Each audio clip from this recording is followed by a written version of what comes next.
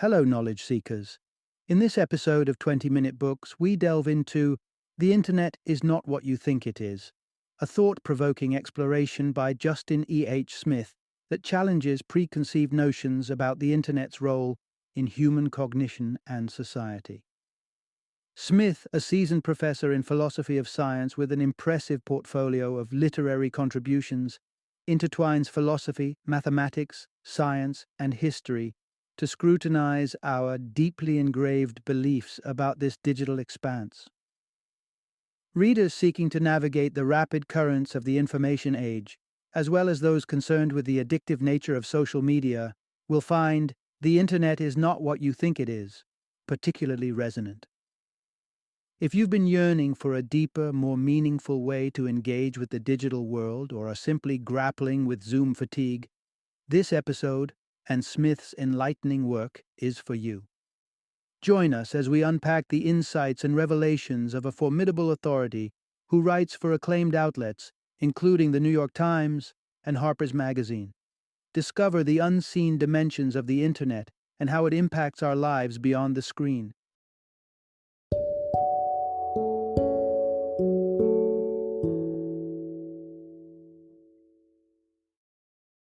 The Internet is not what you think it is.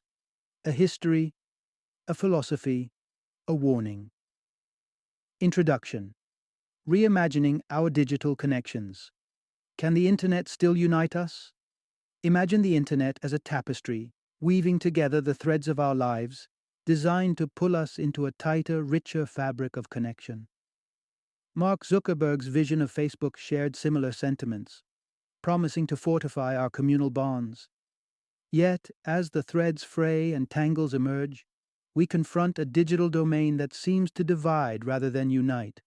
The global village envisioned by early Internet pioneers appears more like disparate echo chambers, reverberating with fake news and contentious memes that sideline pressing issues like climate change and economic disparity. Think about it. Every click, share, and scroll adds to a digital deluge. This overproduction of content primarily fattens the pockets of the affluent, while we grapple with the overlooked environmental toll of our gadgets and the societal costs of our online lives. Instead of the anticipated digital utopia, many encounter a sense of isolation and a hunger for purpose, begging the question, are we destined for a dystopian Internet? As we navigate through what feels like an uncharted virtual wilderness, this exploration proffers a sobering pause to question and deconstruct long-standing assumptions about the genesis of computing, the inception of the Internet, and the proliferation of social media. By dissecting the historical interconnection of communication webs, unpacking the coinciding birth of the industrial and digital revolutions, and interrogating the very nature of the information fed to us by algorithms, we begin to arm ourselves with the discernment necessary to reclaim agency over our digital involvement. No one needs to weather the storm of online life in solitude. If you've sensed that nagging emptiness and chaos in your virtual experiences, recognize that while you're not alone in these emotions, there's also potential for a different, more fulfilling path. It's time to unravel the knots in our understanding of the Internet and reconsider how our precious screen time can be spent more wisely for the betterment of ourselves and the world at large. Part 1. The Price of Free. Unpacking the cost of social media on our personal data. In a world that gushes over the notion of free social media, a startling revelation awaits. You are the product being sold. Gone are the days when companies profited solely from labor or natural resources. Today's gold rush thrives on a different commodity, your personal data. Dive into the algorithmic whirlpool of platforms like YouTube and Instagram, where personal preferences, viewed through the lens of billions of data points, are scrutinized ad infinitum. These algorithms work tirelessly, refining the art of keeping your eyes glued to the screen by feeding a bespoke menu of content designed to ensnare your attention. Behind the scenes, private corporations orchestrate this digital puppetry, harvesting profits with minimal governmental scrutiny. Consider this the modern siren call. designed to captivate you, compelling you to swipe and tap long after you intended to disconnect. Each interaction feeds the data beast, while doling out doses of feel-good dopamine as likes and shares rain down upon your digital persona. Caught in this loop, any resolutions to disconnect may feel futile, leaving you in a cycle of self-blame and incessant scrolling. The evolution of mobile technology into our constant companions has tethered us to this data exchange ecosystem. Our smartphones have become lifelines to our social existence, enabling us to navigate work, love, and leisure in the vast, invisible net of the internet. The online realm beckons us to curate ourselves as marketable entities. Robbed of our multidimensional humanity, we're compelled to reduce our identities to profiles stripped of depth. Profiles that sell to prospective employers and romantic interests alike. We've unwittingly consented to a trade-off where complexity is exchanged for compatibility with the algorithm. But let's not forget, there's a human on the other side of that screen, interpreting, reacting, and potentially spiraling into conflict that transcends digital borders into the tangible world. Your trusty device, while a window to the global digital stage, doubles as a watchful sentinel. This unprecedented level of surveillance extends its reach into our homes, vehicles, and workplaces, noting and logging our every move within this connected ecosystem. We're at a crossroads, where myth and reality intertwine to form our understanding of the internet. It's imperative that we probe the annals of history, biology, philosophy, and mathematics to discern the origins of this digital revolution. By unearthing how we've been ensnared in this entangled web, we can chart a course toward reclaiming our freedom and purpose in the digital age. Part 2. The dual dance of algorithms and human perception. Humans have a long-standing tradition of delegating calculations to inanimate helpers. Picture an ancient mathematician pondering over an abacus. That's our starting point. Fast forward to the 17th century, when German polymath Gottfried Leibniz envisioned even grander computation, beyond numbers, to the realm of complex decision-making. He imagined a future where concept-crunching machines calculated the most favorable outcomes, resolving conflicts, and potentially ushering in global harmony, while humans basked in the luxury of the arts and sciences. Cut to the present, and we're wading through Twitter storms, a stark contrast to Leibniz's idyllic prospects. Today's artificial intelligence wields significant online clout, capable of mimicking conversations, pilfering passwords, and even cyberbullying. Yet, AI lacks the one critical currency of the information era: the ability to pay attention. Attention is not merely perception, the passive reception of environmental stimuli. Rather, it's an active sifting process, selecting what warrants our focus amid a constant influx of sensory data. It's intimately linked to consciousness, the self-aware act of prioritization that differentiates the perceived from the attended. But from what vast sensory array do we draw our focal selections? In the absence of filters, perception offers an uncurated snapshot of our surroundings. Adding the concept of apperception to the mix, attributed to Leibniz, we become aware of this very perception itself. It is this interplay of awareness and self-awareness that sets the stage for a conscious choice. Consider the artist lost in their melody or the athlete immersed in their game. They perceive their intricate actions but devote scant attention to them. To fixate on their mechanical movements would risk disrupting the delicate flow of their performance. Advances in neuroscience verify that we are, by nature, selective even in our unfiltered perceptions, constrained by our brain's capacity to process the deluge of incoming signals. Though we like to believe in the completeness of our awareness, we're actually operating with a built-in sieve, unconsciously filtering the world before it reaches our conscious minds. Curiously, while we often disregard the infinite intricacies in a stretch of nature, we seldom lament this inattention. In contrast, the internet economy preys on our attention, meticulously engineering it towards revenue-generating content. Our online focus is manipulated, refined, monopolized, and sold to the highest bidder. Yet it's crucial to recognize that not all networks function on the same extractive principle. There exists a possibility for a harmonious synergy between human perception and technology, one that respects the complexities of attention rather than exploiting it. Part 3. The intricate tapestry of nature's own web. Before casting the internet as the sole villain in the theater of attention-grabbing technology, consider reimagining it as a manifestation of our own living system. To frame the internet as a mere mechanical parasite fails to capture its role as a natural extension of human interconnectedness. Nature has long been a sophisticated messenger. The symphony of bird song that graces the morning air, the canine's distant barks, the seismic communication among elephant clans, these are the Earth's original tweets and posts. Organic signals, such as the waft of jasmine on the breeze, the pheromone trails of ants, or the tremors within a spider's web, convey messages without a wire in sight.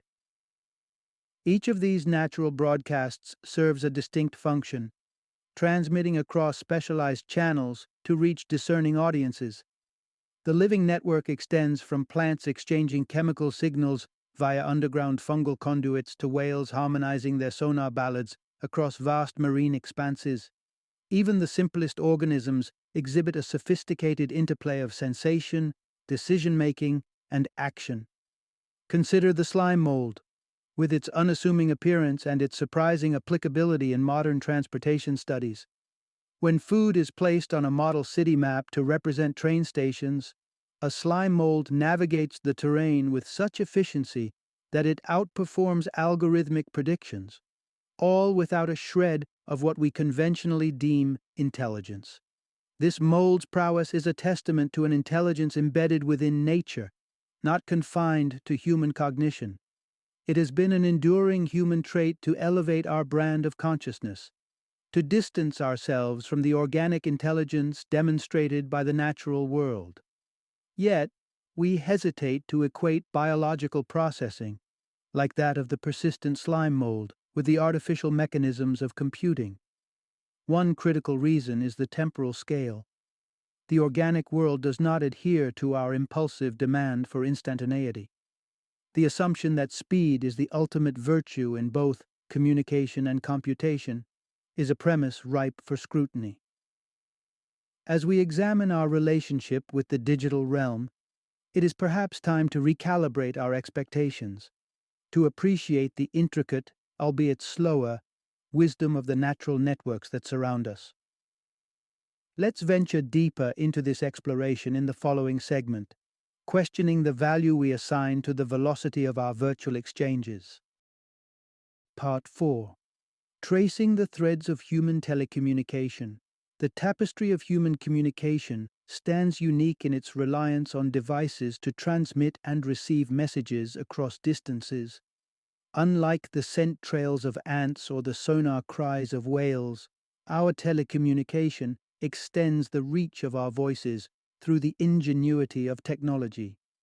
Envision the early footpaths of human history brimming with the rich exchange of information. The Silk Road, an ancient highway of culture, served as a conduit for the cross-pollination of languages, traditions, and knowledge, as integral to the journey as the precious silks and spices traded along its length.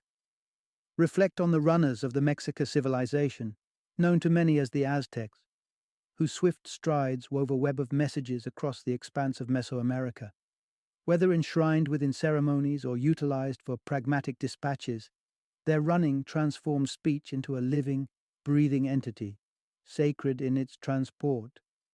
In a time when the divine was believed to possess the power of instant knowledge, human messengers bore a touch of the celestial in their memorized orations.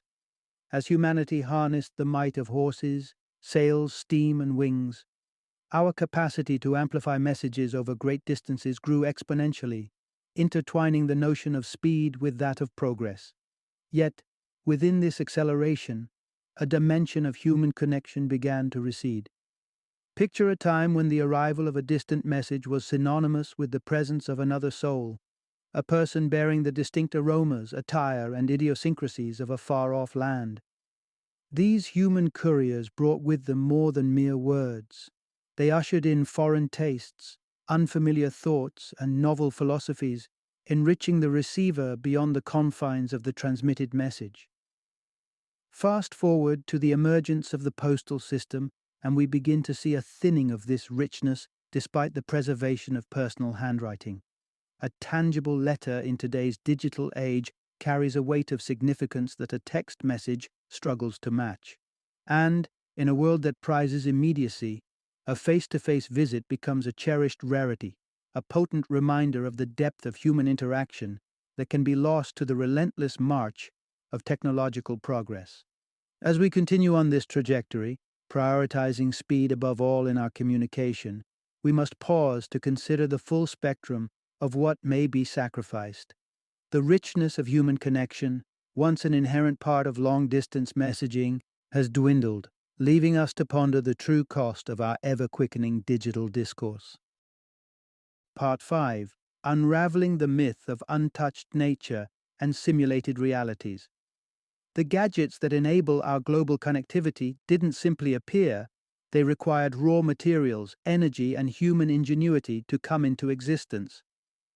Yet, there's a prevailing notion that the world beyond our screens, nature, exists in a state of spontaneous, unsculpted wildness.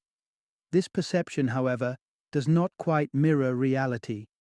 When explorers from distant continents set foot on North American soil, they beheld landscapes they perceived as wild and untamed.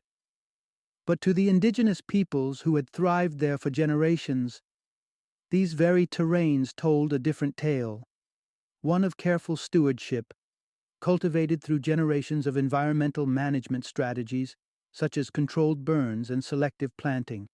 Similarly, communities traditionally viewed as more attuned to nature, like the Mbuti of the Ituri rainforest, don't see their surroundings as a chaotic wilderness, but rather a living entity shaped by their own interactions and care, requiring constant nourishment and tending much like a city's infrastructure.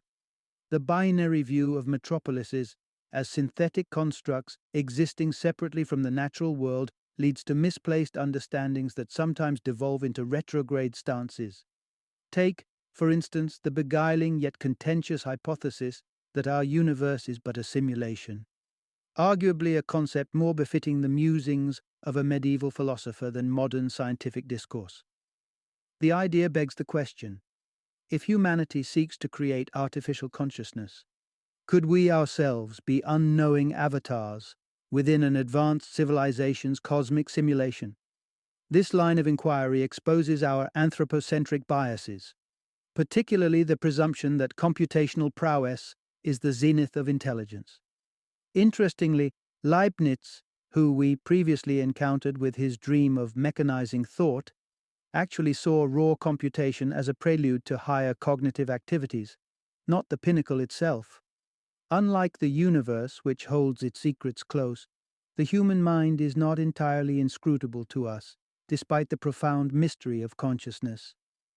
While we may be adept at constructing algorithms, the leap from algorithmic function to the emergence of consciousness remains a vast chasm that science has yet to bridge. The prospect of conscious machines sparks intrigue and consideration, yet our grasp on the essence of consciousness, especially as it occurs naturally within us, is imperfect at best.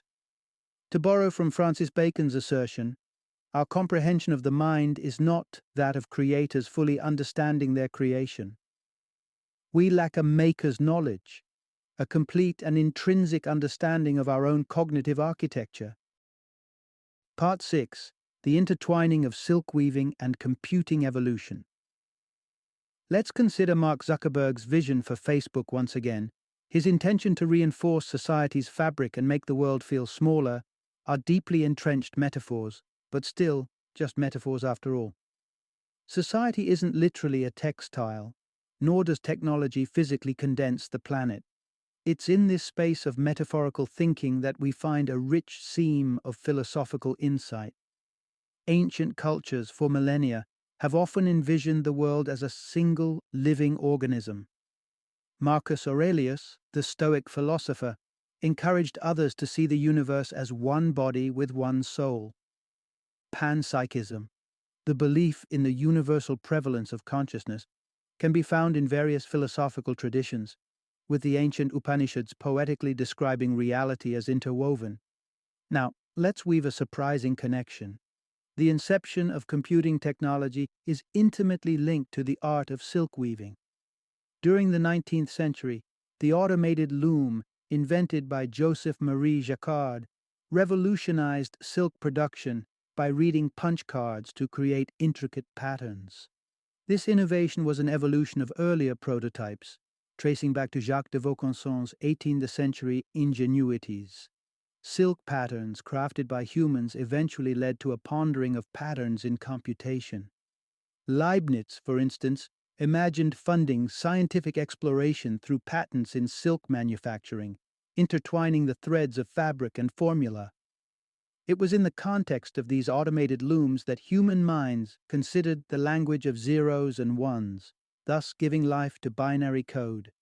Charles Babbage and Ada Lovelace, two titans of early computing, saw beyond simply using punch cards for looms or mathematical computation. Lovelace, in particular, daughter of the poet Lord Byron and mathematician Anne Milbank, had the unique insight to see the potential overlap between the functions of weaving machinery and early computers. Her vision extended into a realm where these mechanisms might not only expand our intellectual capabilities, but also allow us to forge new worlds, crafting a maker's knowledge within mechanical minds. Herein lies a majestic portrait of interlaced human progress, from fabric to figures, looms to logic gates. We've crafted a technological tapestry that has evolved in step with our drive for understanding and creation. The silk woven so artfully centuries ago serves as a reminder that our capacity to construct complex systems has long been part of our cultural fabric, shaping not just clothes, but the very essence of our interactions with the world. Final summary. Welcome to the culmination of our journey through The Internet Is Not What You Think It Is, a profound exploration by author Justin E. H. Smith that delves into the complexities of our digital era. Throughout this exploration, we have grappled with the harsh reality that in the realm of social media, we are not mere users, but the merchandise. Our personal data meticulously mined and monetized to fuel an industry built on sustained engagement. Our foray into the digital age has brought to light the fact that the Internet, often hailed as the pinnacle of modernity and a beacon of democratization, is neither as novel nor as altruistic as popular narratives suggest. The revolutions of industry and digital technology were concurrent, challenging the notion that we stand apart from nature, and, by extension, that the Internet elevates us above the organic tapestry of our world.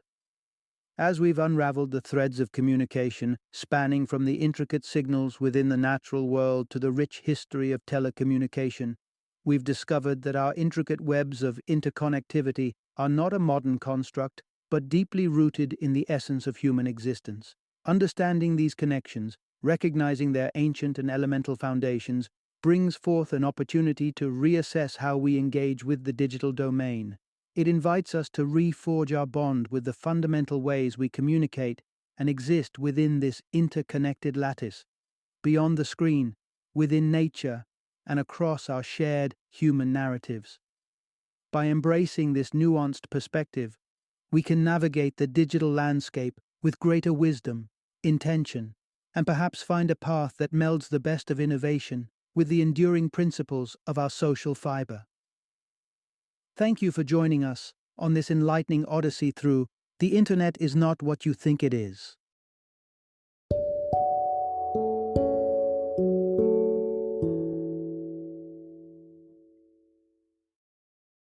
Thank you for joining me today on this journey of learning and discovery as we explored the insights of another thought-provoking book in our growing library of knowledge. If you've enjoyed our time together, please take a moment to follow our podcast give us a 5-star rating, and share 20-minute books with other knowledge seekers. Your support truly means a lot. Don't forget to join me again in the next episode, where we will delve into another enriching book.